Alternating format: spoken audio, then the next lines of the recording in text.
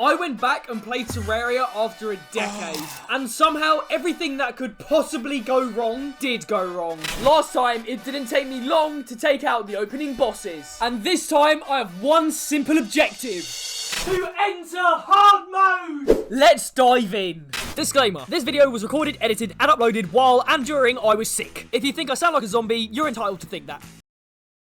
Because you're right. After waking up from the absolutely terrible nightmare that was last video, which, by the way, if you haven't seen, go and watch it, I highly recommend, I was immediately invaded by a goblin army, aka the Basingstoke residents, who must have been pretty rattled that throughout the entirety of last video, I only mentioned them once. I don't think I've actually got a video without mentioning Basingstoke. I'm pretty sure I'm consistent with that. For some reason, there was quite a lot of the Basingstoke massive. They clearly all wanted to vent their frustration at me, but thankfully, because all of the Basingstoke residents are completely inbred, this was a piece of cake. And believe me, I took that with two hands and absolutely devoured it. I eventually disposed of the Basingstoke massive, which took way longer than it should have. And after pausing for a moment, I had another epiphany moment. I may have missed one boss, maybe two, probably three, and definitely three. Chapter 4. BBBB. Buzz, buzz, buzz! Brother. Putting aside the fact that I've not played the game for 10 years and my dementia is literally in its final stages, I knew for a fact that the final boss of Terraria pre-hard mode is the Wall of Flesh, which, if you haven't noticed, just looks like different kinds of marshmallows on a raspberry spread background. My brain is so autistic. But for now, our main focus of attention is on Queen Bee.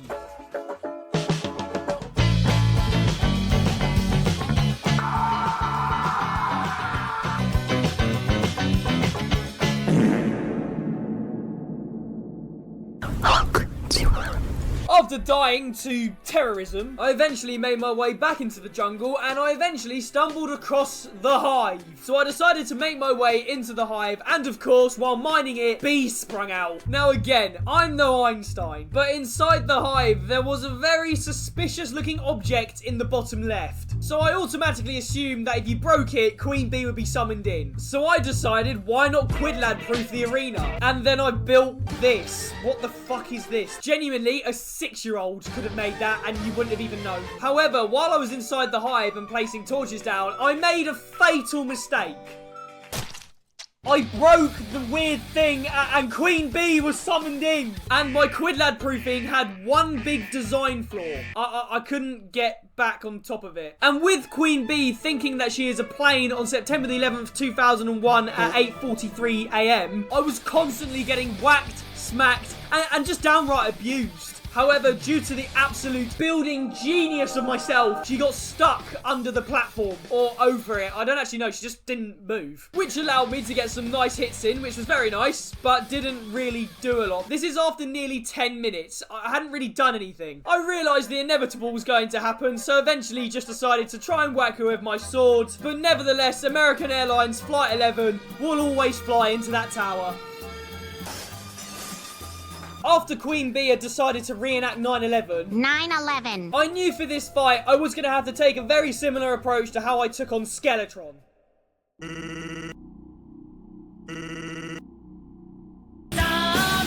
Mate, you look like that bloke who reviews skate parks on TikTok. I was going to have to QuidWare proof a certain area because I'm just so incompetent. So I started working on the QuidWare proofing thing, and upon reflection, I made this really, really small. But without any further hesitation, I summoned in Queen Bee again. And she immediately went back to crashing into me. And I immediately realised that my aim is terrible. What the fuck is this? So I switched to using this random magic staff that I picked up ages ago, which was extremely useless because I still haven't figured out how to toggle onto enemies. And it came back to bite me as I was stung into obliteration. I mean, it also doesn't help that I left my mining helmet on, so I wasn't even getting any fucking armor boosting. So I went all the way back there again and summoned her in again. I also re-equipped the double jumping cloud thing because for some reason I hadn't had it equipped. And this cloud in a bottle was a game changer. I literally turned into a spring chicken. Queen Bee also then revealed that she was pregnant by firing a load of bees at me from, I didn't know. I didn't want to think about that. And after finally sorting out my aim with the Star Fury and using the ledges to my advantage, Queen Bee was buzzed. And I was very, very chuffed. So now that Queen Bee was out of the way, I turned my attention to the other boss that was left. The Brain of Cthulhu. Now, for this boss, I had to go and create an entirely different world. Because in Quidtropolis, I only had one type of corruption, and it's not the Crimson Corruption. So it meant I had to create an entirely new world, which I came up with the genius name of Quidlad's Backyard of Cesspits, which I think I'm just going to use as a tester world from now on. I'm not wearing hockey pads. So I immediately spawned into the world and started running to the right, because realistically, I'm going to bump into it at some point. And I did. I found what I was looking for and headed inside. Once I was inside this strange place, I noticed that there were loads of hearts underneath the surface. And using my ginormous brain, I figured that the way to summon in the brain is probably going to be the same method we use for the Eater of Worlds. So I channeled my inner terrorist and decided to throw bombs everywhere. Blew them up and the brain was summoned in. Or at least I thought it was, because I couldn't find it. For a boss named the Brain of Cthulhu, I thought it'd be a bit more of a threat. Unfortunately, it must have been my brain, because clearly this brain was not putting up much of a fight. I'll be honest, I got quite bored during this, so I decided to put on an episode of my favourite show, Breaking Bad. Hank, just don't read the book. There's other things, you can read other things in there. I'm left on such a cliffhanger, because I killed the Brain of Cthulhu, so it means I've got to go back to playing Terraria now. So now that the brain had gone splat, and the bee had gone buzz, we were now left with the raspberry wall of fuck me, that's a mouthful. We were now left with the raspberry wall of marshmallows. And this boss was going to require serious prep.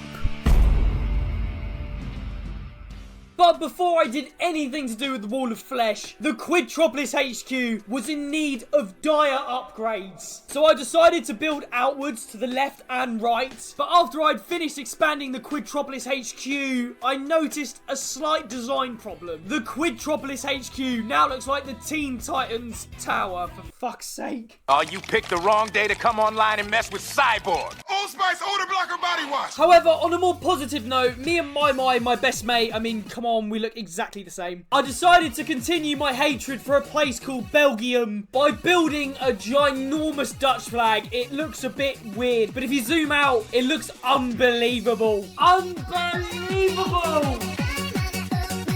We are the best country in the entirety of Europe. No, you aren't! Moving away from the Belgium hatred, I finally managed to enter hell. And believe me, it was exactly as I imagined. So without hesitation, I got started on prep and it was very simple. I just had to build a giant platform going across the lava. It really doesn't sound that complicated, but remember, this is me and yeah, shit happens, man. But after nearly an hour, I'd finally crafted myself a elevator.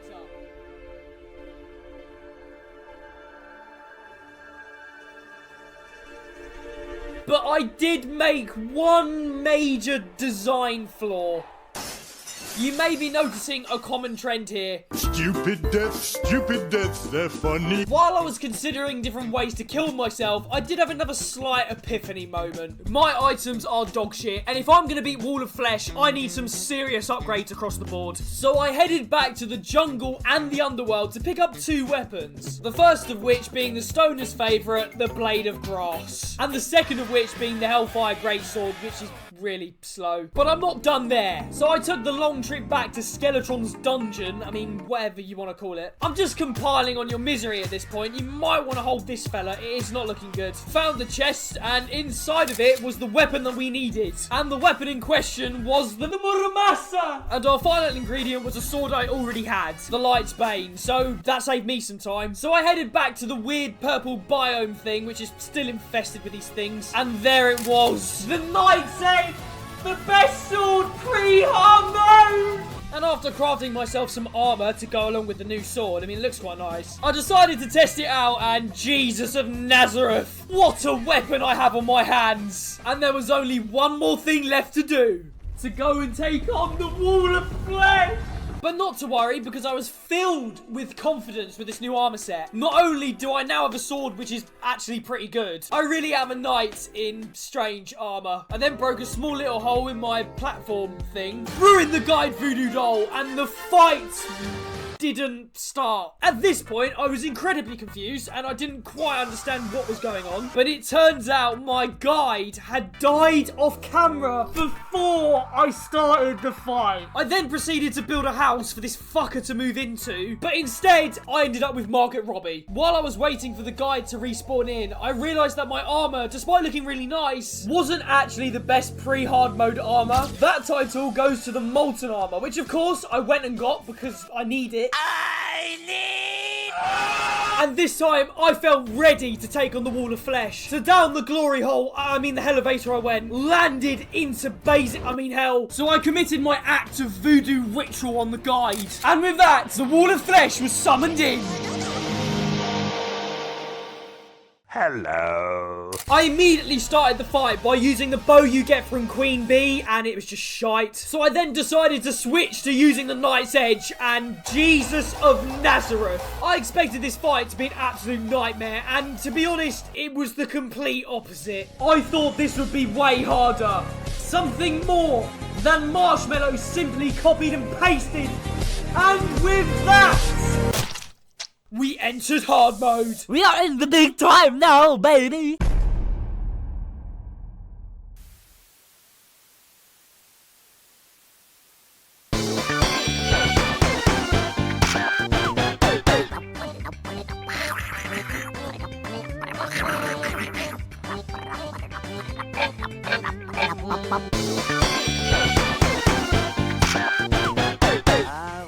Get out. What? I said get out!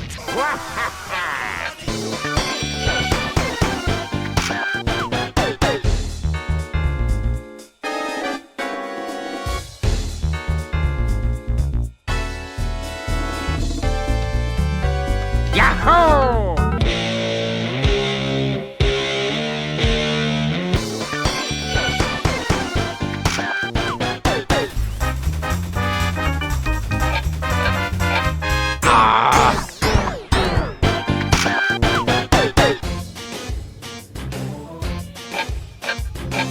Bye-bye.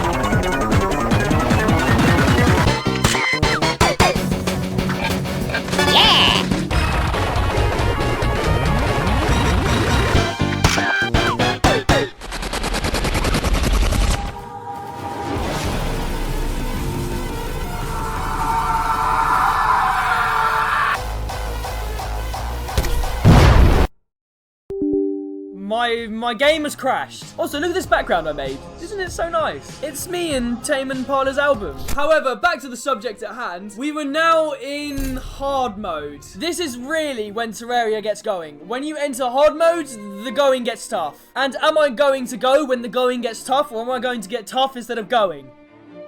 Well, I'm going to get tough. So I stood upon the building where I had my Batman moment in the last video. I started to contemplate my options.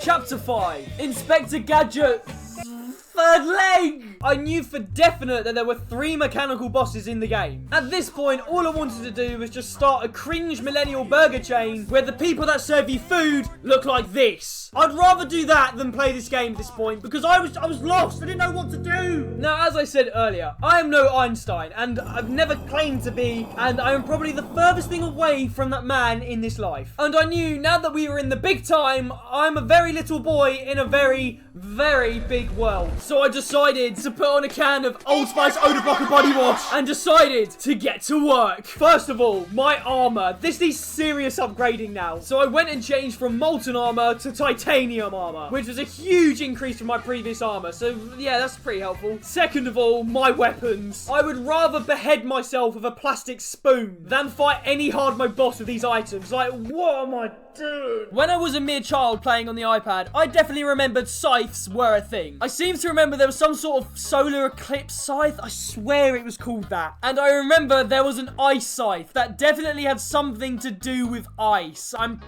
fairly sure there was. So I headed to the snow biome, and I know what you're probably thinking. Oh look, it's the weapon that you said on the floor. How convenient. And it's a godly one as well, which I think is the best kind of enchantment in the game. I don't know. So now we had a better weapon and better armor. And the only thing really that I have left to do, other than to reform the Roman Empire, which I think about quite a lot, it's actually unbelievable, was to travel back to Skeletron's dungeon and make his boss area a little bit bigger, taking it from this to this. It took me quite a while to do this, and I decided that our best approach here would probably be to take out the mechanical worm thing. I'm just gonna call it Inspector Gadget's third leg, because I don't really know what else to call it. And after maybe about 45 minutes of stumbling around in the dark underground, I went back up to the surface to go and craft myself something. I can't remember what it was, and I saw the thing to summon in the third leg. So feeling a little confident, I decided to go and head back to Skeletron's dungeon. But before I did so, I bumped into this peculiar looking fellow. And after striking up a little chinwag, I noticed that he had a firearm for sale. The orange Zappinator, which did 107 magic damage, which is quite a lot for me.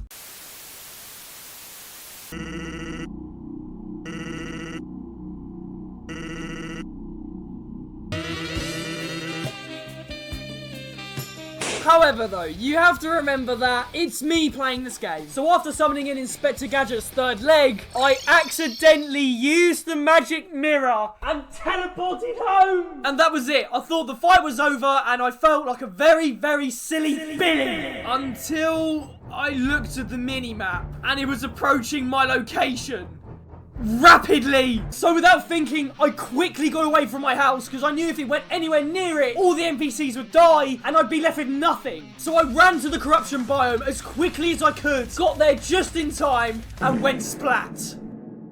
Sometimes randomly, I get large erections for absolutely no reason that don't go away for several minutes. I went all the way back there again, summoned in the third leg again, and this time I actually did a bit better. I figured out how to dodge him, and I did so much better this time, but I went splat again. At this point, you know the drill. I ran all the way back there, summoned him in again, and I'm just gonna let this one play out because I'm a donut. It's extremely uncomfortable in my pants, and I have to embarrassingly reach my hand into my undies and move it around. And there are two positions I may move it to. But believe me, I'm a very patient man. And I knew Inspector Gadget's third leg could not be taking me out for a fifth time. Even with all the prior prep to this fight, it was still incredibly difficult. I really had to bring my A game to this fight. And to be honest, a majority of it was just spent ducking and weaving. I knew there was going to be one moment where I needed complete focus. But as he plunged out from the ground, he was defeated!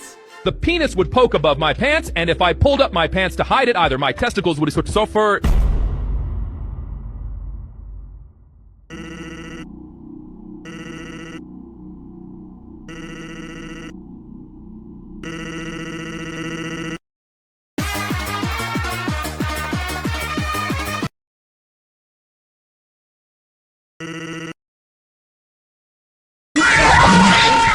And I think that's the perfect place to leave it. If you did enjoy this video and you have gotten this far, don't forget to subscribe and join the QuidLad Massive. And like the video if you did enjoy it and you want to see more of this. And I will catch you all in the next one.